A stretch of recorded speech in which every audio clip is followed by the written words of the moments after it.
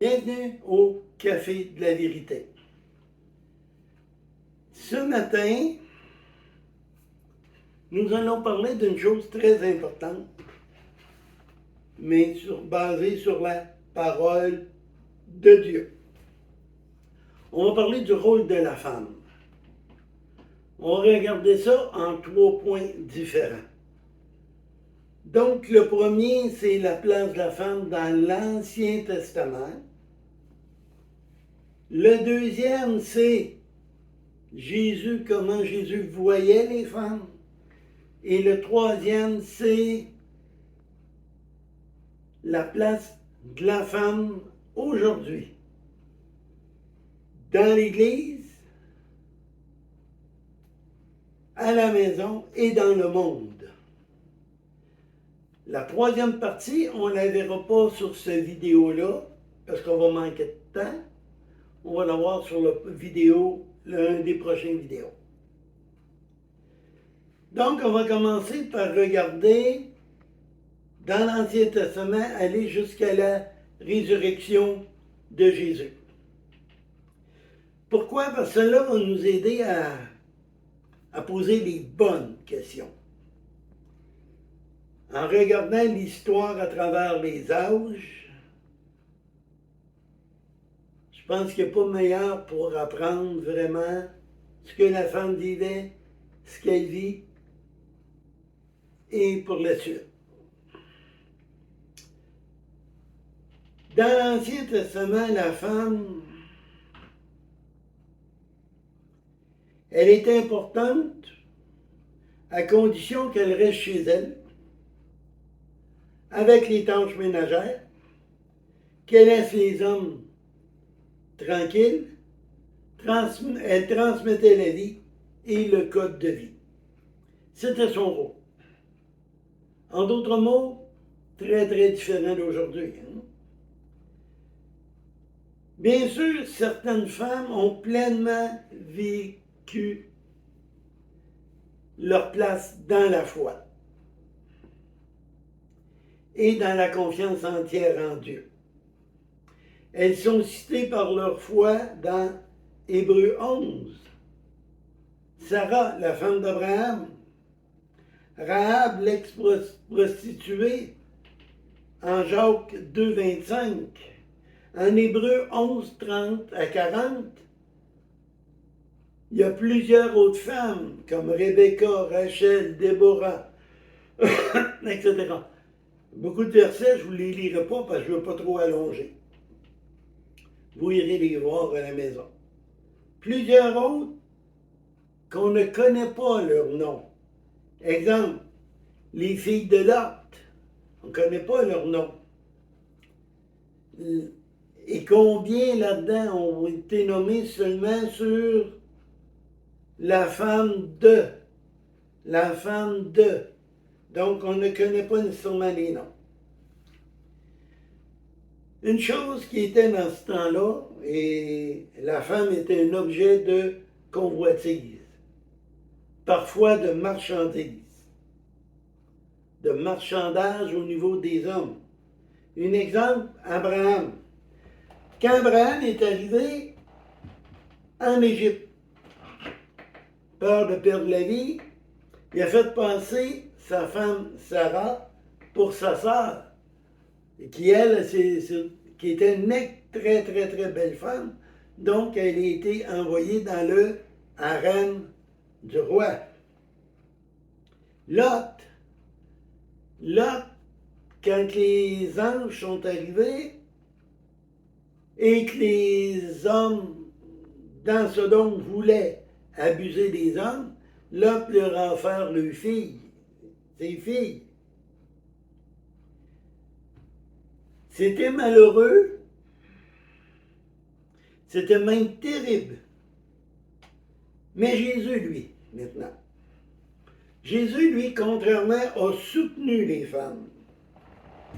Jésus fait voir qu'elle était intelligent, digne de l'amour de Dieu et de son attention. Une grosse différence avec l'Ancien Testament, là. Pas une seule fois dans les 4 évangiles, Jésus a rabaissé les femmes. Tout à un moment donné,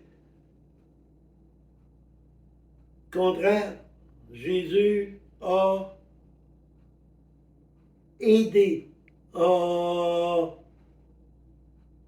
respecté, a répondu aux besoins des femmes. Dans Luc 1 et 2, parle des premiers jours de la vie de Jésus. Marie a reçu beaucoup plus de reconnaissance que Joseph. Marie était au premier plan de cet événement. La présentation de Jésus maintenant au temple. Anne, la prophétesse, tenait la place centrale. Dans Luc 2, 36, 38, quand Jésus a eu l'âge de la barre, oh là, j'ai oublié le nom, la bar mitzvah. À la bar mitzvah, l'homme devient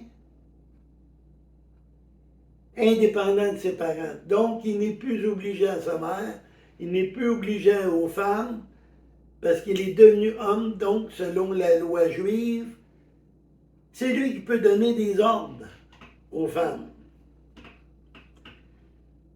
Mais lorsque ça est arrivé, Jésus était au temple. Il s'est mis à parler avec les docteurs de la loi, tout ça. Marie et Joseph ont ramassé sa gang, puis ils sont partis.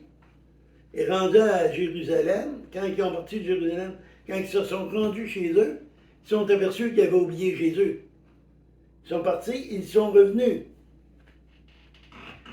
Marie a dit, « Où étais-tu? On t'a cherché. » Jésus aurait pu lui répondre, « Femme, laisse-moi tranquille. » Parce qu'il avait obtenu la liberté de sa mère.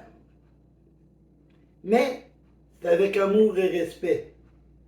Ne savez-vous pas que je dois m'occuper des affaires de mon père? Il a répondu à Marie avec respect et amour. Dans Luc 24, la rencontre entre Jésus et une femme. Soit qu'il lui parle ou il cite une parabole. À cette époque, les femmes étant maltraitées, rejetées, Jésus, lui, les traitait avec un respect. Jésus était le modèle parfait, celui à suivre. Jésus acceptait pleinement la femme dans leur état et leur situation, sensible à leurs besoins. Il leur venait en aide. Hommes aujourd'hui, Jésus a dit aussi, aimez vos femmes comme moi j'ai aimé mon Église et je suis mort pour elle. Même si la parole de Dieu, femmes, soyez soumises, il ne veut pas dire bang, bang, bang, il veut dire regarde, considère-la, assis-toi avec, regarde le point et prenez la meilleure décision. Dans le couple, dans certaines décisions, vous avez besoin d'elle. Parce que la femme, bien souvent, va avoir bien plus de sagesse que nous, les hommes. Donc, dans Luc 7, 36 à 50, les femmes étaient venues à un banquet. Ils se sont agenouillés. Une femme était venue à un banquet. Elle s'est agenouillée des pieds de Jésus. Elle a pleuré. Puis elle a essuyé les larmes sur les pieds de Jésus avec ses cheveux. C'était pour elle un acte de repentance. Jésus lui permit de le faire sans signe de dégoût ou d'embarras. Jésus fait des détours sur sa route pour rendre hommage et à des femmes dans leur foi. À la maison, Simon, le pharisien, il y avait des tables puis au centre de la pièce et les hommes importants de la ville étaient et mangeaient. Il y avait une table où personne ne mangeait. C'était Jésus qui était l'invité d'honneur. Il n'avait pas eu de quoi se laver les mains et les pieds. S'il aurait touché à la table ou s'il aurait touché à quelque chose, il l'aurait sali. Ça faisait partie des choses là-bas lorsque tu recevais quelqu'un, tu envoyais ton serviteur ou tu lui donnais un pot avec de l'eau pour se laver les mains et les pieds. N'oubliez pas, il n'y avait pas d'asphalte. Quand il marchait dans la poussière. Donc, chaque homme autour de la table savait. Oh, là, j'ai sauté un petit bout. Là. La femme qu'on disait tantôt, qui est entrée, qui a pleuré sur ses pieds, qui a essuyé avec sa main, n'était pas une femme de bonne réputation. Tous le savaient. Donc, Simon regarde cette femme se comporter avec Jésus devant ces hommes de bien.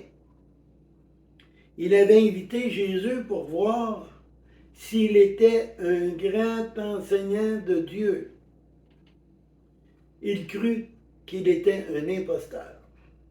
Parce que s'il avait été de Dieu, il saurait qui était cette femme. Il ne lui permettra pas de faire cela. On voit ça dans le verset 39. Dans leur coutume, c'était inconvenable. Donc, Jésus, il y a eu deux choses qui se sont faites à ce moment-là et qui ne se faisaient pas. La première, c'est l'autre, c'est Simon. Simon a délibérément insulté son invité en n'envoyant pas quelqu'un y nettoyer les pieds ou lui apporter de l'eau pour que lui puisse le faire. Cela pour l'humilier et montrer que lui et ses invités étaient supérieurs. Jésus, lui, a fait la deuxième chose qu'il ne fait pas en critiquant Simon-Pierre. Parce que là, il a dit à Simon-Pierre, regarde comment toi tu m'as reçu. Tu m'as rien donné de me laver les pieds et les mains. Mais elle l'a fait avec ses larmes et les a essuyées avec ses cheveux.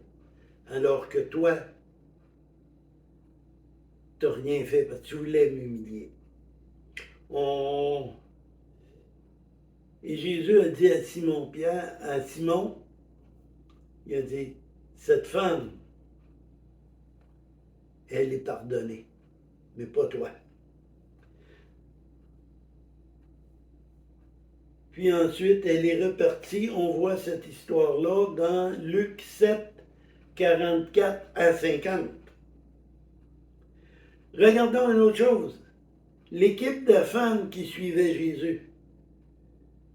Jésus en avait dans son cercle, même si elle était des femmes de mauvaise réputation.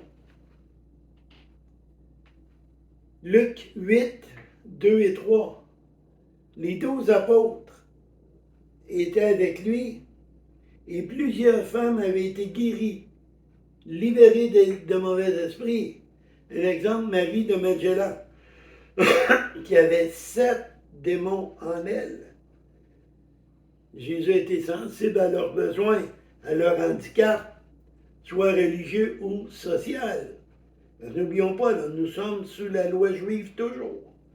Donc, c'est un handicap dans ce temps-là d'être une femme. Là. Un jour, Jésus rentra chez Pierre, donc la belle-mère était malade. Dans ce temps-là, la femme, même malade, il y avait un invité, devait se lever et s'occuper de l'invité et servir l'invité. Jésus, lui, il a dit non, non, non, non, non, non. Moi, en premier, je vais te servir. Jésus lui a imposé les mains pour qu'elle guérisse. Elle fut guérie. Alors, elle s'est levée et elle a servi Jésus comme un invité d'honneur. Elle savait qui était Jésus.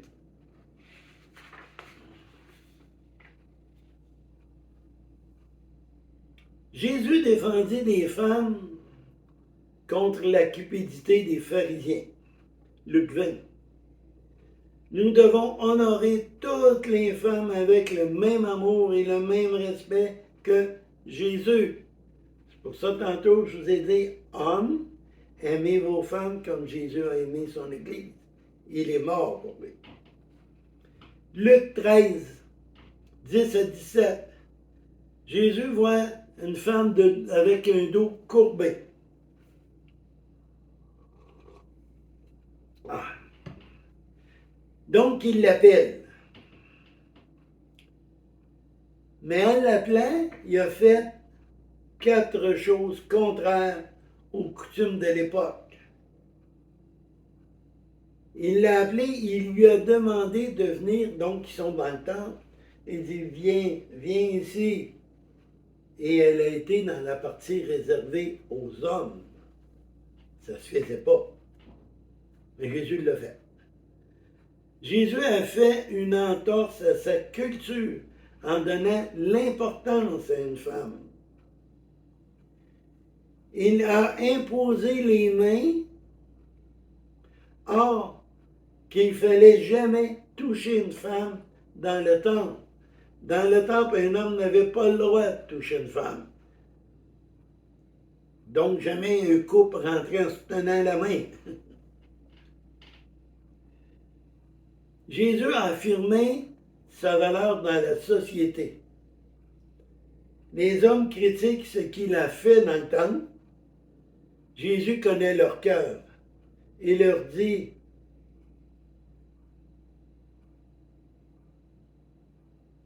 le jour du sabbat, vous allez détacher vos bœufs et vos ânes pour qu'ils aillent boire, alors que normalement vous n'aurez pas le droit le jour du sabbat, et vous le faites. Pourquoi? Cette femme, aux yeux de Dieu, cette femme a beaucoup plus de valeur que vos ânes et vos bœufs. Donc, Jésus a montré que la femme a sa place dans son Église. Il a humilié ses opposants en exerçant un ministère d'amour envers la femme. Jésus n'a jamais, jamais exploité une femme. En Jean 4, il va contre les normes de sa culture en parlant à une femme samaritaine. Aucun Israélite pouvait parler aux Samaritains, mais Jésus, lui, l'a fait. Malgré la vie de cette femme, Jésus ne l'a jamais humiliée. La Samaritaine avait eu plusieurs maris. Jésus lui a vu en cette femme une créature de Dieu et non, comme les Juifs les voyaient, une servante. Jésus n'a jamais intimidé, humilié une femme. Jésus soutenait toutes les femmes et les femmes trouvaient en lui ce qu'ils aimeraient trouver en leur homme, en leur mari. Donc la conclusion pour cette partie, Réfugiez-vous en Jésus, car lui vous comprend et peut vous aider. Venez ou revenez à lui. Si vous l'avez délaissé, revenez vers lui. Il va vous consoler. Donc, tournez-vous vers Jésus dans les bons moments comme dans les moments difficiles. Et si vous ne connaissez pas Jésus comme Seigneur et Sauveur, il est le seul chemin qui mène au ciel. C'est Jésus qui est mort à la croix à cause que nous sommes pécheurs. Demandez-lui pardon. Reconnaissez et croyez qu'il est le seul chemin et le seul médiateur entre nous et Dieu. Et faites une prière de repentance de genre « Je suis pécheur, Père très saint, je reconnais que tu nous as donné ton Fils et je crois que ton Fils a versé son sang pour qu'on soit lavé de nos péchés. Je te demande pardon dans le nom de Jésus. » Et vous allez être pardonnés et on va se retrouver au ciel ensemble si vous faites cette prière-là. Puis on va être nombreux. Maintenant, pouce en l'air, partagez, abonnez-vous. Et là-dessus, bien, on va avoir la suite probablement la semaine prochaine. Que le Seigneur vous bénisse.